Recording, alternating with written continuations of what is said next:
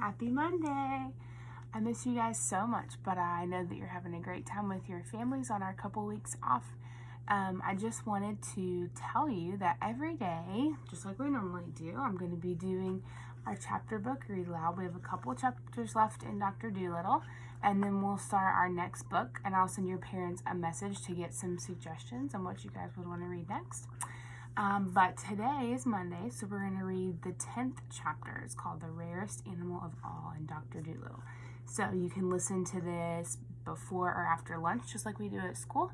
You can listen to it after you finish your stuff for school, or you could listen to it right before bedtime, because I'm recording this on Sunday night right before bed, so y'all can watch it on Monday morning. So let's read, so I'm going to read chapter 10, The Rarest Animal of All. And if you remember, the last chapter we just read in chapter 9, all the monkeys had decided to give Dr. Dolittle a gift, and they were going to give him that weird animal, the push-me-pull-you. Chapter 10 says, push-me-pull-yous are now extinct. That means there aren't any anymore. But very long ago, when Dr. Dolittle was alive, there were some of them still left in the deepest jungles of Africa, and even then they were very, very scarce. They had no tail but a head at each end and sharp horns on each head. All of them were very shy and terribly hard to catch. Everyone tried to get most of their animals by sneaking up behind them while they're not looking, but you could not do this while the push-me-pull-you, because no matter which way you came toward him, he was always facing you. And besides, only one half of him slept at a time, because the other head was always awake and watching. So this was why there were never any that were caught, and they were never seen in zoos. Although many of the greatest huntsmen and the cleverest of zookeepers spent years of their lives searching through the jungles in all weather for push-me-pull-yous, not a single one had ever been caught. Even then, years ago, he was the only animal in the world with two heads. So the monkeys set out hunting for this animal through the forest, and after they had gone for a good many miles, one of them found peculiar footprints near the edge of a river, and they knew that a push-me-pull-you must be very near that spot. So they went along the bank of a river just a little way, and they saw a place where the grass was high and thick, and they guessed that he was in there. So they all joined hands and made a great circle around the high grass. The push-me-pull-you heard them coming, and he tried hard to break through the ring of monkeys, but he couldn't do it. And so when he saw that it was no use trying to escape, he sat down and waited to see what they wanted.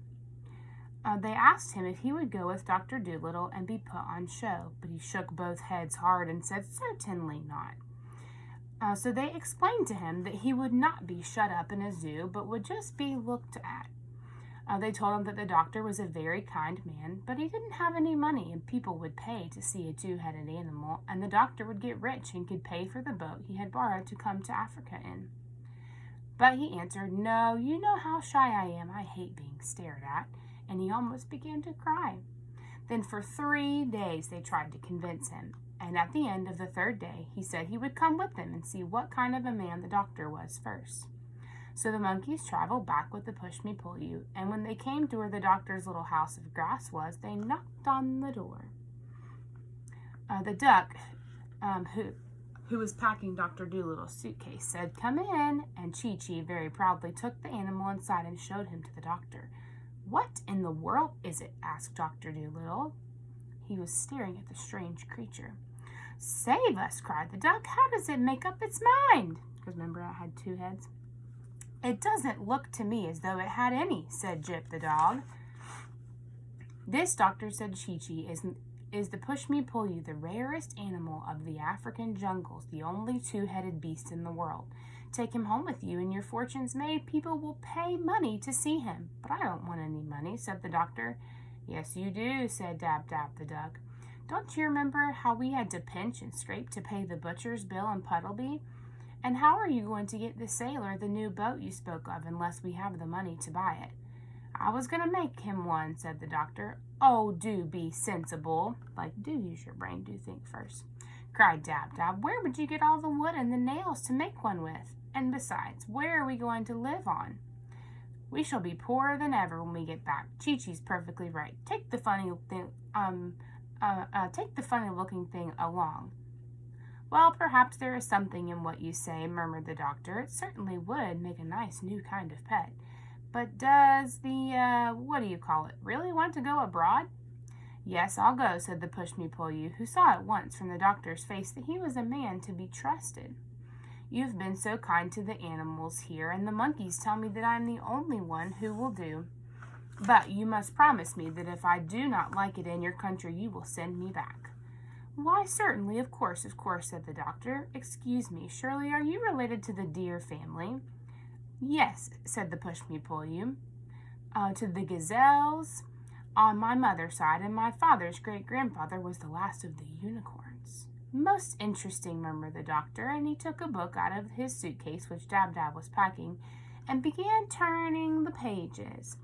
Let us see if Buffon says anything. I notice, says the duck, that you talk with only one of your mouths. Can't the other one talk as well? Oh, yes, said the push-me-pull-you, but I keep the other mouth for eating mostly, and that way I can talk while I'm eating without being rude. Our people have always been very polite. And when the packing was finished and everything was ready to start, the monkeys gave a grand party for the doctor, and all the animals of the jungle came, and they had pineapples and mangoes and honey and all sorts of good things to eat and drink.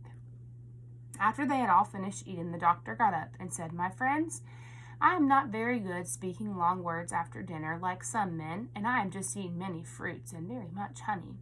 But I wish to tell you that I am very sad at leaving your beautiful country. Because I have things to do in the land of the Europeans, I must go. After I've gone, remember never to let the flies settle on your food before you eat it, and do not sleep on the ground when rains are coming. I hope you will all live happily ever after. When the doctor stopped speaking and sat down, all the monkeys clapped their hands a long time and said to one another, Let it be remembered always among our people that Dr. Dolittle sat and ate here with us under the trees, for surely he is the greatest of men. And the grand gorilla, who had the strength of 7 horses in his hairy arms, rolled a great rock up to the head of the table and said, This stone for all time shall mark the spot. And even to this day, in the heart of the jungle, that stone still sits there. And the monkey mothers passing through the forest with their families will still point to it from the branches and whisper to their children, Shh, this is it. Look and see where the good doctor sat and ate food with us in the year of the great sickness. And then when the party was over, the doctor and his pets started out to go back to the seashore, and all the monkeys went with him as far as the edge of their country, carrying his trunk and bags to see him off. Here's the one picture from this chapter. The caption says, Save us, cried the duck. How does it make up its mind? It's a funny looking creature, isn't it? Something you could do tonight that would be really fun, or today on Monday, would be you could draw a picture of what you think the push-me-pull-you would be like. That would be super fun. And maybe your parents could even send me a picture on Doja. All right, guys, hope you have a great Monday, and we'll see you soon.